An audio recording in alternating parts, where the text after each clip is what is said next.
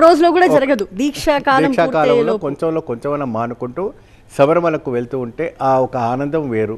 అంటే ఇలాగా ఆయన సంవత్సరం పాటుకు వెళ్తున్నాడు అనుకోండి, కొద్దిగా మొత్తం 100% పోతుంది.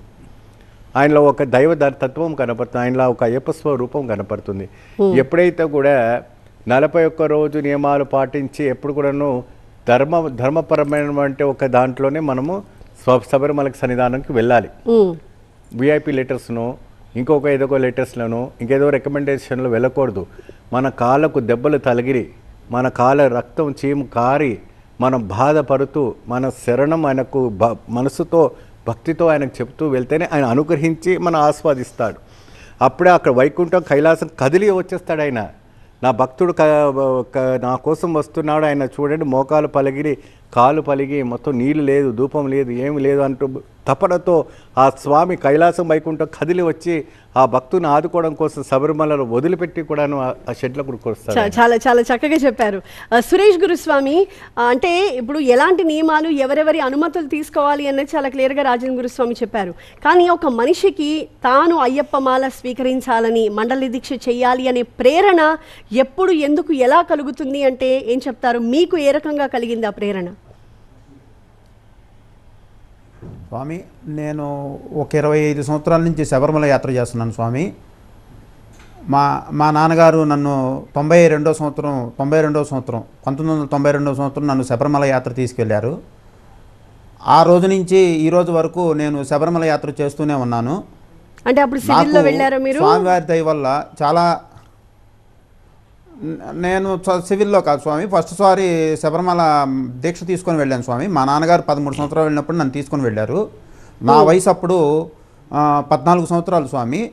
14 సంవత్సరాల ఏట నుంచి నేను ఈ రోజు వరకు 45వ సంవత్సరం వరకు నేను శబరిమల యాత్ర చేస్తూనే ఉన్నాను. నాకు స్వామివారి మీద విపరీతమైన భక్తి భావం నాకున్నది. నాతోటి వాళ్ళతో కూడా నేను మాల వేసి శబరిమల తీసుకొని వెళ్ళాను. అంటే ఇప్పుడు మీ నాన్నగారు చెప్పడంతో మీరు మాల తీసుకున్నానని చెప్పారు మొదటిసారి. అలాగే చిన్నపిల్లల్లో స్వతహాగా కూడా ఈ ప్రేరణ వాళ్ళకి కలుగుతుందా? కల్పించాలి స్వామి.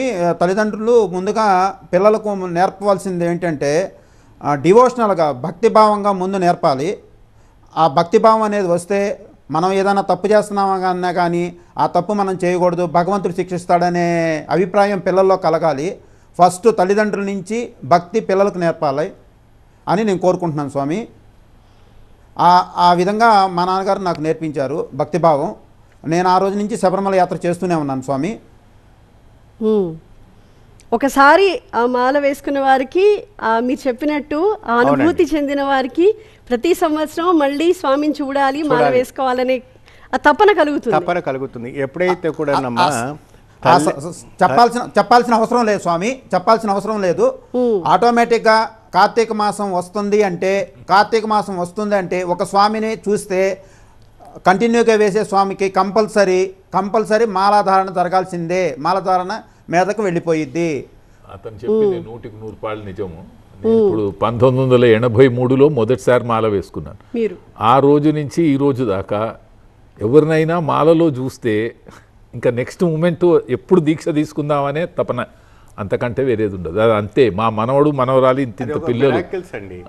ఆ మిరాకిల్ ఎలా ఉంటుందంటే అద్భుతమైన ఆకర్షణీయమైనటువంటి శక్తి ఆ స్వామి అయస్కాంతంగా మనం లాక్కుంటాడు. ఆ అయస్కాంతంగా ఎప్పుడైతే కూడా మనం లాక్కున్నప్పుడు మన మనసు, నాకు కలుగుతున్న సందేహం ఏంటంటే చాలా అద్భుతం. ఆయన అలా అయస్కాంతం లాగా లాక్కుంటాడు ఆయన వైపు. కానీ ఆయన పెట్టిన నియమాలేమో చాలా కఠినమైనవి, పాటించడానికి చాలా కష్టమైనవి. అయినప్పటికీ ఆ స్వామి దర్శనం చేసుకోవాలి, ఆ దీక్ష తీసుకోవాలి అనే ఒక తహతహ ఒక భక్తునికి కలుగుతోంది అంటే ఏంటి అందులో ఉన్న ఒక గొప్ప మహిమ అన్నది కూడా మనం మాట్లాడుకోవాలి.